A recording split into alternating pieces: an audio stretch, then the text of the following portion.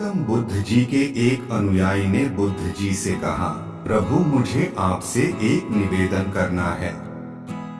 बुद्ध जी बोले, बताओ क्या कहना है। अनुयायी ने कहा, मेरे वस्त्र पुराने हो चुके हैं, अब ये पहनने लायक नहीं रहे, कृपया मुझे नए वस्त्र देने का कष्ट करें। बुद्ध ने अनुयायी के वस्त्र देखे, वे सचमुच बिल्कुल जीर्ण हो चुके थे और जगह जगह से घिस चुके थे, इसलिए उन्होंने एक अन्य अनुयायी को नए वस्त्र देने का आदेश दे दिए। कुछ दिनों बाद बुद्ध अनुयायी के घर पहुँचे। बुद्ध जी ने कहा, क्या तुम अपने नए वस्त्रों में आराम से हो? तुम्हें और कुछ तो नहीं चाहिए?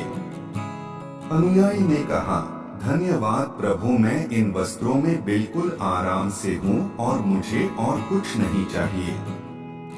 बुद्ध जी ने कहा, अब जबकि तुम्हारे पास नए वस्त्र हैं, तो तुमने पुराने वस्त्रों का क्या किया? अनुयायी ने कहा, मैं अब उसे उड़ने के लिए प्रयोग कर रहा हूँ। बुद्ध जी ने पूछा, तो तुमने अपनी पुरानी ओढ़नी का क्या किया? अनुयायी ने कहा, जी मैंने उसे खिड़की पर पर्दे की जगह लगा दिया है।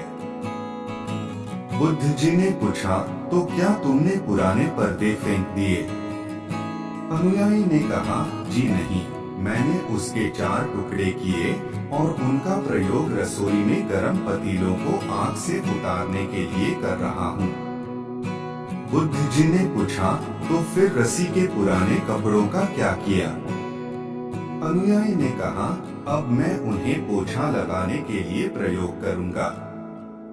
बुद्ध जी ने पूछा, तो तुम्हारा पुराना पोछा क्या हुआ?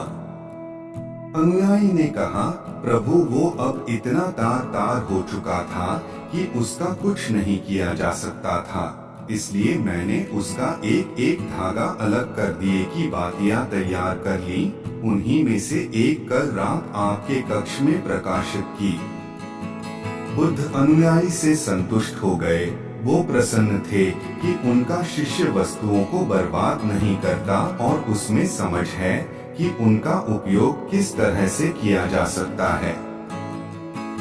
मित्रों, आज के इस युग में मनुष्य स्वयं तथा प्रकृति को कष्ट पहुंचाने में लगा हुआ है। वह समस्त संसाधनों का दुरुपयोग कर इस प्रकृति को नष्ट करता है। आओ हम समस्त संसाधनों का सदुपयोग कर अपने छोटे छोटे प्रयत्नों से इस धरा को सुरक्षित बनाए रखने में अपना अमूल्य योगदान देते हैं। धन्यवाद।